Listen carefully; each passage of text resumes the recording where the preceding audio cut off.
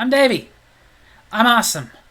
And welcome to Davy's Awesome Movies, where I review the styles of movies I love, the alternative, B-rated, cult-style flicks. And this cult flick is the sequel to a classic horror film, a sequel that came out 23 years later. This movie was made in 1983, and it was directed by Richard Franklin, and written by Tom Holland, the director-writer of Fright Night, based on characters by Robert Bloch, and produced by Hilton A. Green and Bernard Schwartz, made by Universal Pictures and Oak Industries, and distributed by Universal Pictures. Ladies and gentlemen, the follow-up that took a couple of decades, Psycho 2.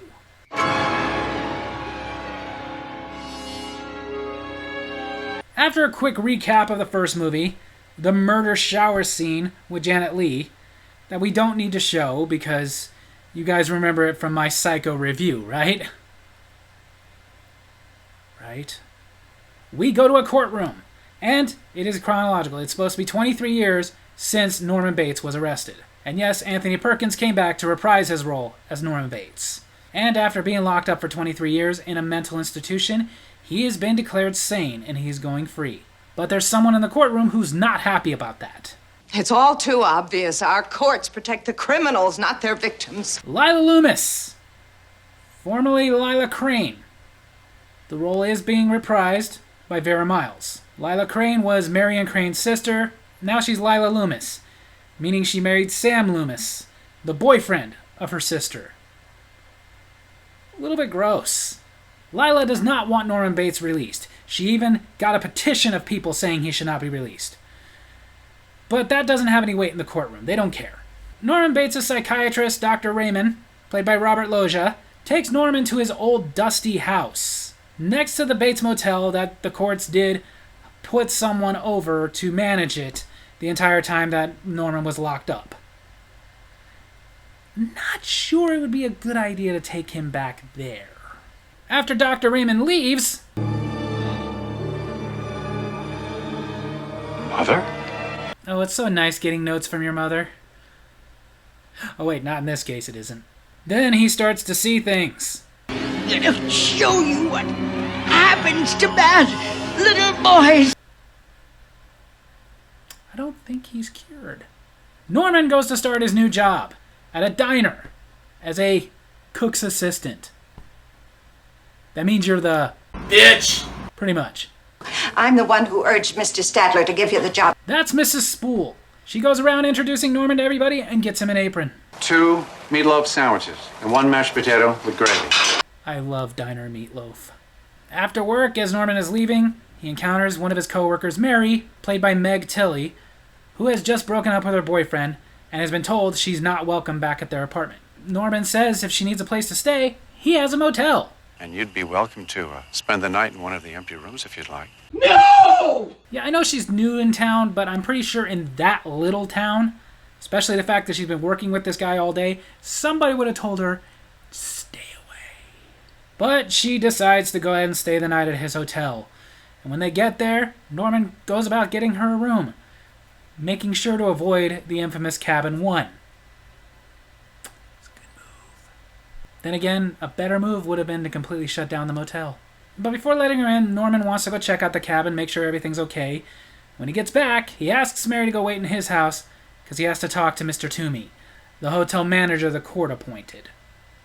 He's got a question about something he found in the room. Say it was drugs. And Mr. Toomey has a laissez-faire attitude about that. You're fired. Norman doesn't. Up at the house, Mary used Norman's telephone to call her boyfriend, try to patch things up, but he's already moved another girl into their apartment. It's quick moving. Well, that's no good. I'd say something about that reaction, but honestly, that's kind of the reaction I usually give. I can sit there and listen to people about their problems all day, but don't ask me to respond because I have nothing. I'm that kind of person that you'll be like, it turns out the baby isn't mine. And all I can think to say to you is, there. He goes about making Mary a sandwich, but Mary wants to leave because she did hear from Mrs. Spool that Norman was arrested and spent time in a mental institution. She said you'd been locked up. And it all started with a sandwich. The very sandwich you're eating now. No, it was a different sandwich. That would be disgusting. But Norman tells her the truth. Sort of. He does tell her about when he was a kid and poisoned his mother, but leaves out all the other killings, and then begs her to stay that night, because this is his first night in the house alone by himself, and he's scared. So based on that, and the fact that she's a typical girl in a horror movie that just has a ridiculous death wish, she agrees to stay. Dumbass. But she does block the door, taking some precaution in case he decides to snap and kill her. However, ladies, a better precaution in that sense would be, I'm sorry you're scared to be alone, but I'm scared of being hacked to death in the shower. Duh! The next day at the diner, in comes Toomey, drunk and mad that he lost his job, so he decides to go in and harass Norman and Mary, mostly her about being there that night, insinuating that her and Norman did the, you know.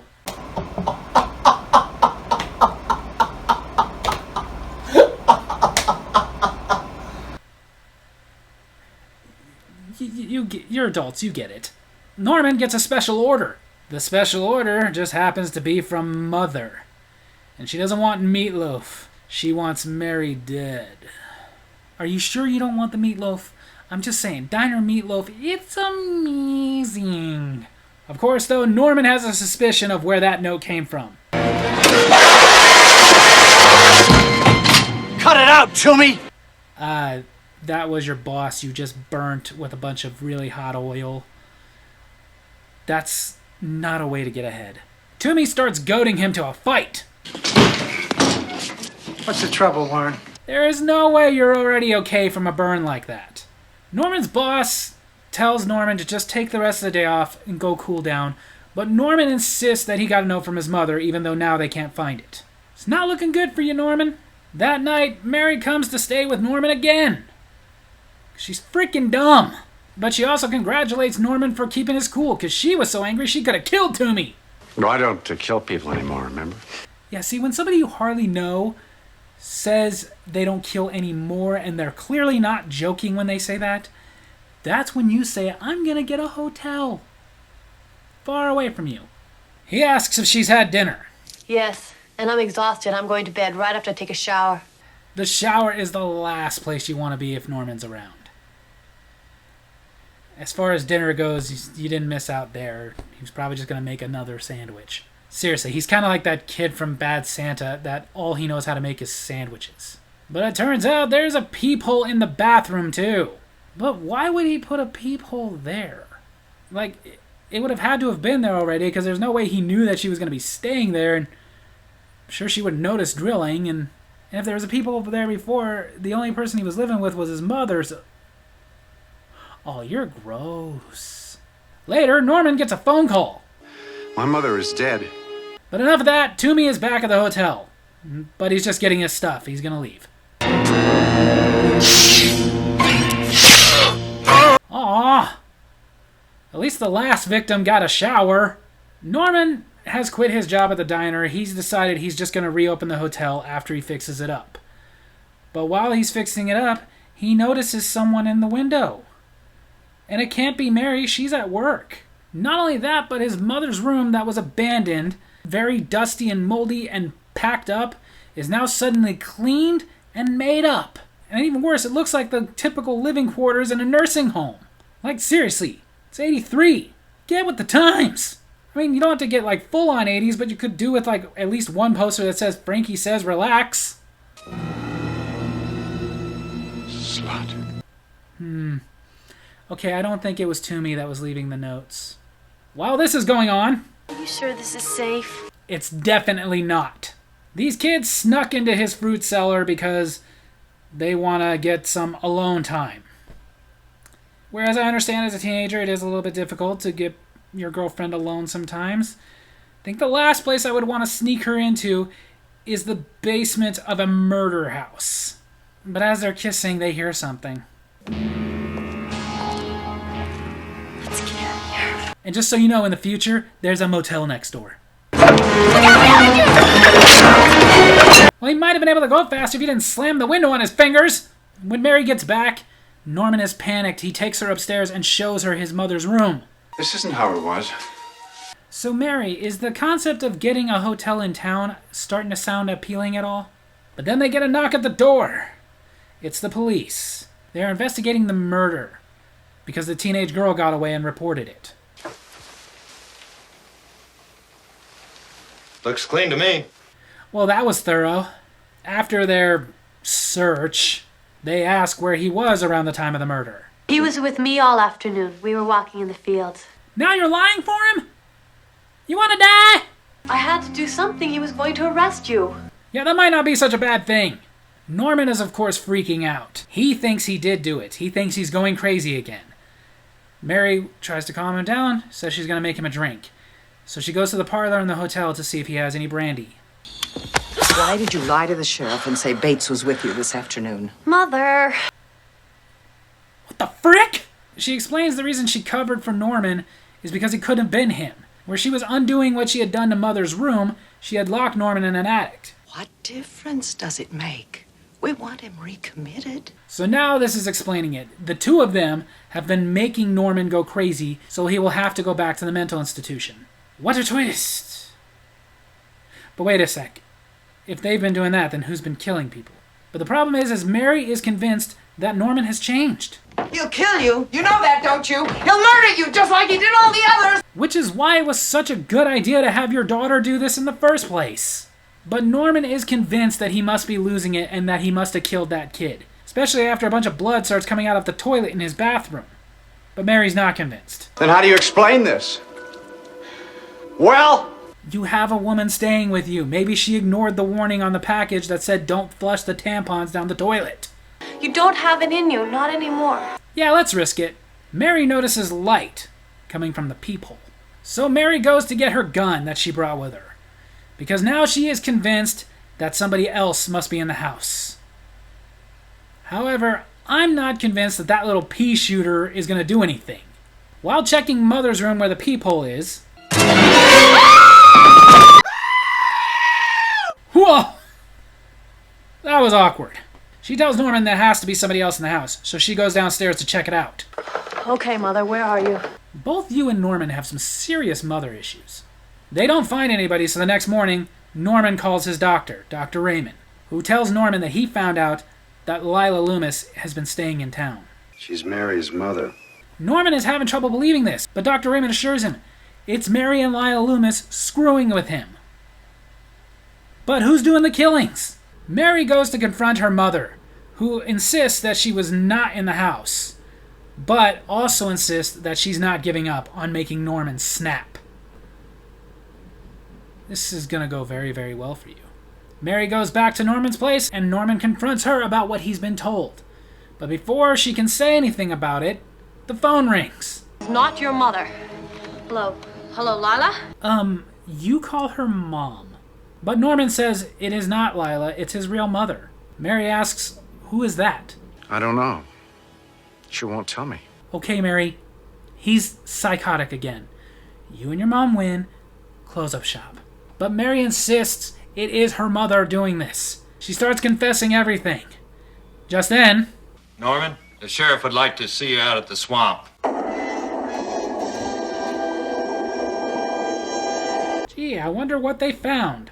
All they found so far is Toomey's suitcase. No Toomey. But the thing is, the sheriff is not really suspicious of Norman. He is suspicious of Mary. Because he knows that Mary is Mary Loomis, he knows that Lila is in town, and he knows what they're up to. So he advises Mary to leave Fairville. Kind of strange that you would advise your prime suspect to leave, but okay. Back at the house, Lila is there, she snuck in, and she's getting ready to play Mother again. Oh my god! That chipped a tooth! But hey, at least now you can go find your sister and tell her, hey, me too! Dr. Raymond was there following Lila, and now he's gonna go confront her, but he can't find her. He does find Norman, though, and tells him what he's doing. But Norman insists it's his real mother. Mrs. Bates only took care of him. But now his real mother is here. Now. She told me. Okay, doctor, I think it's time you take him away. But instead, he insists that he's going to prove that it's been Mary and Lila the whole time. Mary rushes back to the house because now they have found Toomey's car and his body inside of it. She thinks they're going to arrest him. But Norman says he's not worried It's not him that did it, it's his mother. She's the one who's been doing the killing to protect me. She told me so herself. Oh, Norman. Look what you did. Norman gets another call from Mother. So to convince him that that is not his mother on the phone, Mary goes upstairs and gets her mother costume. Do you recognize me? It's me, your mother. I get that Norman likes her, but at this point I wouldn't. I don't know if I could look at you the same way if you pretended to be my mother. Norman is not listening to her, so out of desperation she goes upstairs and gets on the other line to tell him to hang up. Gotcha! It's okay. I'm sure Norman's real mother knows how to get that stain out.